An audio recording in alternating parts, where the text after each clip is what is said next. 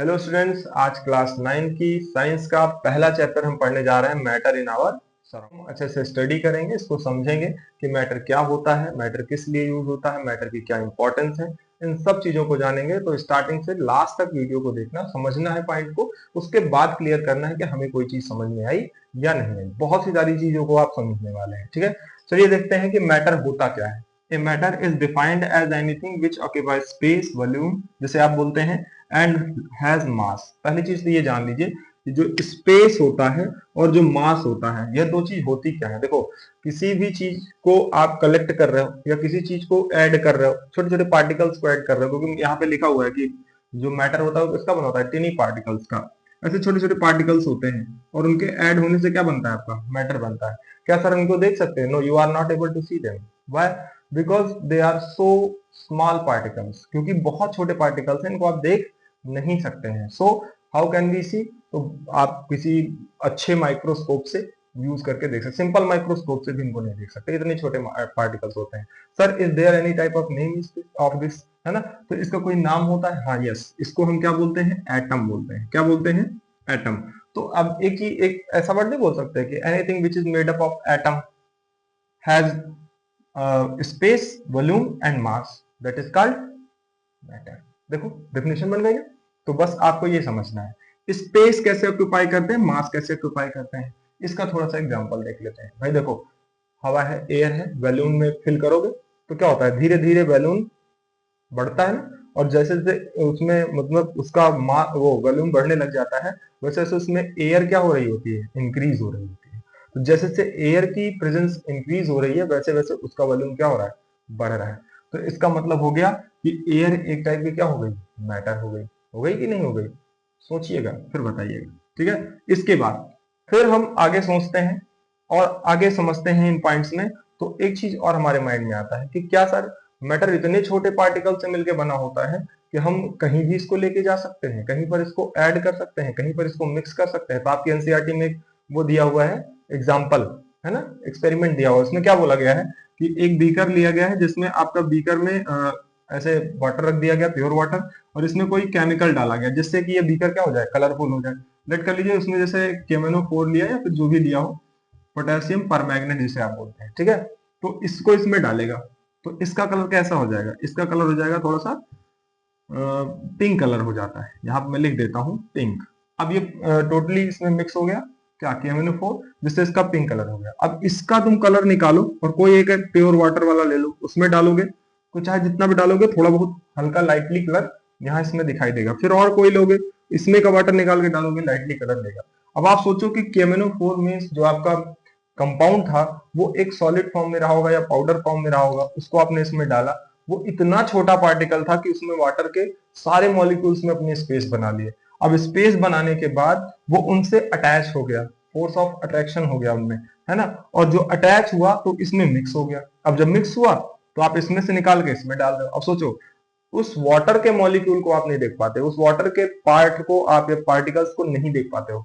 अब वो पार्टिकल्स इसमें आके मिक्स हो गए। तो now you are able to see that how much small particle is matter, है ना। अब सब में आपको कुछ न कुछ उसके प्रॉपर्टीज शो होंगी। तो इसका मतलब ये होगा कि एक बार मैटर मिक्स हुआ तो उसने कहीं ना कहीं स्पेस ऑक्यूपाई किया, उसका कुछ न कुछ मास उसमें मिक्स हुआ, जो कि अब सभी बॉटल्स में आपको दिखाई देगा। चलिए अब इसके आगे देखते हैं मैटर के बारे में। तो क्या प्रॉपर्टीज होती है मैटर की और किस लिए हमें मैटर को पढ़ना पड़ता है। देखिए, मैटर को पढ़ने के बाद बहुत सारी चीजें हमारी क्लियर हो जाती है। जैसे एक वर्ड मैं ले लूं, डेंसिटी। क्या ले लूं? डेंसिटी। डेंसिटी आप जानते ही होंगे, बिल्कुल।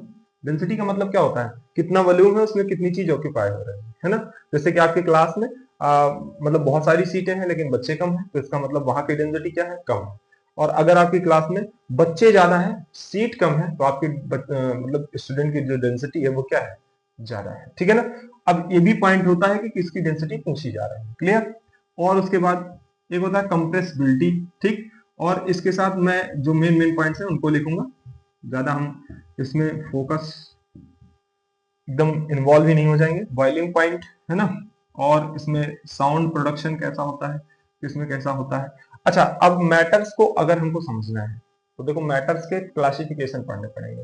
क्लासिफिकेशन में जो मैटर का आता है वो दो टाइप का होता है। कोई भी चीज मैं आपको बता दूं दो तरह से डिवाइड होती है, एक केमिकली और एक फिजिकली। फिजिकली मतलब जो चीजें आप देखते हैं, जैसे कलर हो गया, डेंसिटी हो गया, जो चीजें आप फील कर पा रहे हैं कि नहीं सर हमने ये चीज अभी अभी चेंज होते हुए देखा है ना।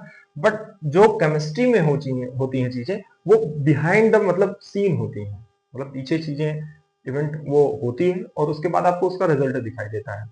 जैसे आप देखें कि किसी भी चीज का अचानक से क्या हो जाना, ब्लास्ट हो जाना, रिएक्टिविटी ज्यादा होना या कम होना, है ना, ऑक्सीडेशन होना, रिडक्शन होना, दिस टाइप ऑफ थिंग्स क्या होती हैं कि इनको क्या बोला जाता है कि ये आपकी केमिकल प्रॉपर्टीज है। तो अब मैटर जो है वो दो पार्ट में डिवाइड होता है प्रॉपर्टीज में, एक फिजिकल प्रॉपर्टी और एक केमिकल प्रॉपर्टी। फिजिकल और क्या, केमिकल।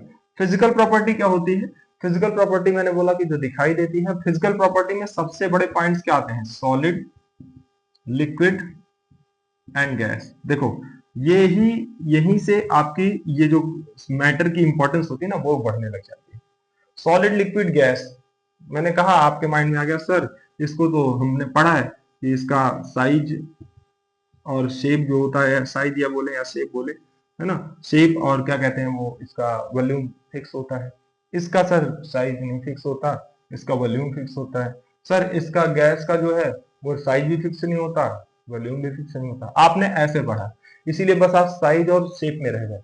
बट आपको पॉइंटली पढ़ना है, आपको पार्टिकल्स के बेस पे पढ़ना है। क्या ये टीनी पार्टिकल से बने होते हैं। आप सोचो सॉलिड कौन सा हो जाएगा, जब मॉलिक्यूल्स बहुत पास पास आ जाएंगे, क्या आ जाएंगे, बहुत पास पास आ जाएंगे, तो वो टीनी पार्टिकल्स आपस में कंजेस्टेड हो जाएंगे। कंजेस्टेड होने से उनके बिटवीन जो फोर्स ऑफ अट्रैक्शन होगा बहुत ज्यादा हो जाएगा।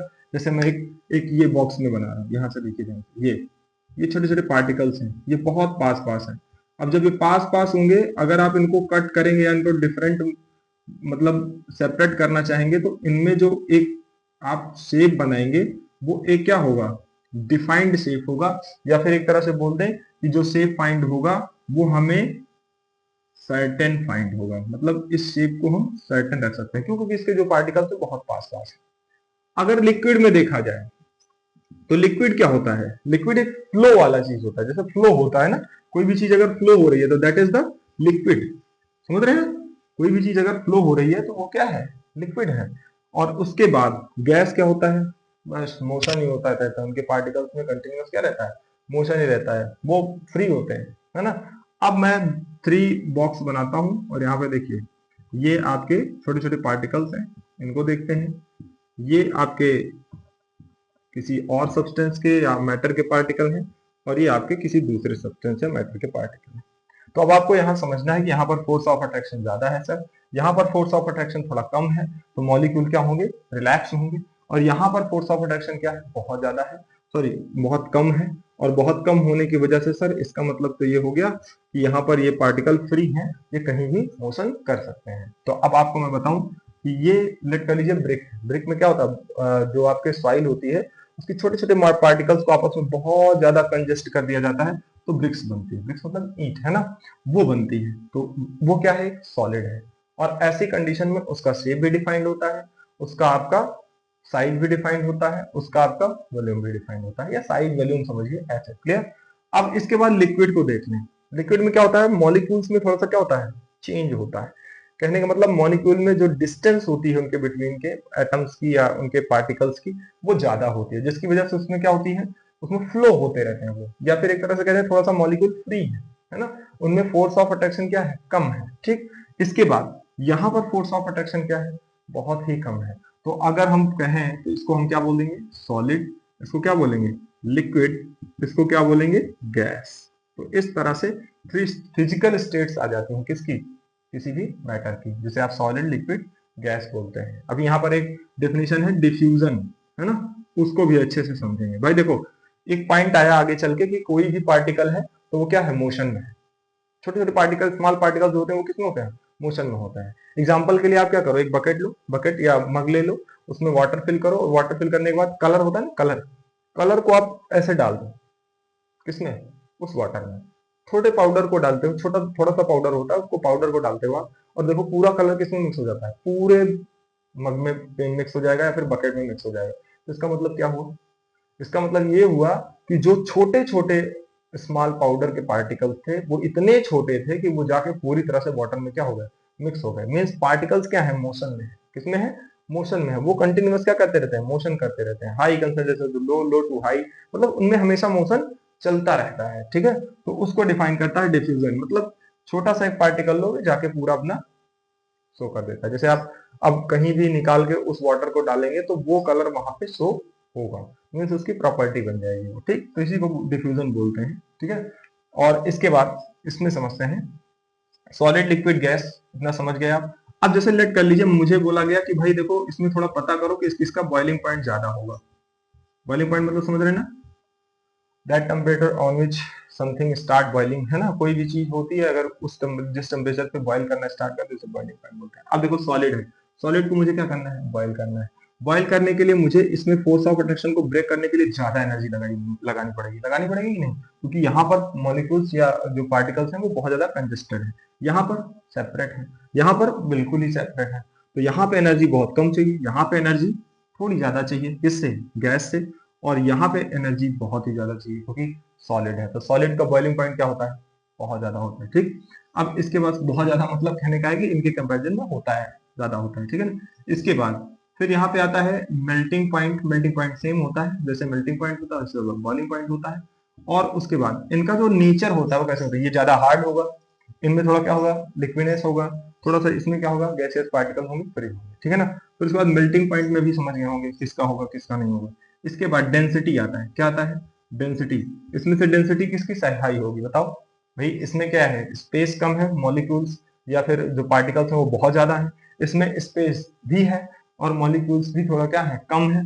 बट इसमें तो बिल्कुल ही कम है, तो इसका मतलब सॉलिड की जो डेंसिटी होती है वो सबसे ज्यादा होती है। अब बताओ साउंड किस में अच्छे से प्रोड्यूस होगी, भाई देखो जिसमें नंबर ऑफ पार्टिकल्स ज्यादा होंगे, नंबर ऑफ वाइब्रेशन ज्यादा होंगे, उसमें उतना ही अच्छे से साउंड प्रोड्यूस होगा। तो सॉलिड देख रहे हैं ना, सॉलिड में सबसे ज्यादा साउंड प्रोड्यूस होगी, उसके बाद लिक्विड में, फिर उसके बाद गैसियस मॉलिक्यूल्स में। तो ये चीजें समझ में आई होंगी। अगर आपको ये चीजें पॉइंट समझ में आए हैं, क्लियर है, मैटर को आप समझे होंगे कि मैटर अभी इसमें कंप्रेसिबिलिटी होती है। आप बताओ किसी सॉलिड को दे देंगे आपको है, आपसे बोलेंगे कि इसको दबाओ और ये फैल जाए। इलास्टिसिटी भी एक प्रॉपर्टी है जिसमें आप देखते हो कि इसमें इलास्टिसिटी क्या होगी, कम होगी, इसमें इलास्टिसिटी थोड़ी ज्यादा होगी, इसमें और ज्यादा होगी। आपने परफ्यूम देखा होगा कि आप एक रूम में थोड़ा सा छोड़ते हैं और छोड़ने के बाद ये पूरा रूम कवर कर लेगा, फिर जिस अगले रूम में जाएगा वहां पे भी उसकी थोड़ी थोड़ी प्रॉपर्टी शो होगी। तो इसका मतलब गैसियस प्रॉपर्टी में या फिर गैसियस स्टेट में जो मैटर होता है वो काफी मतलब ज्यादा मोशन करता है ना।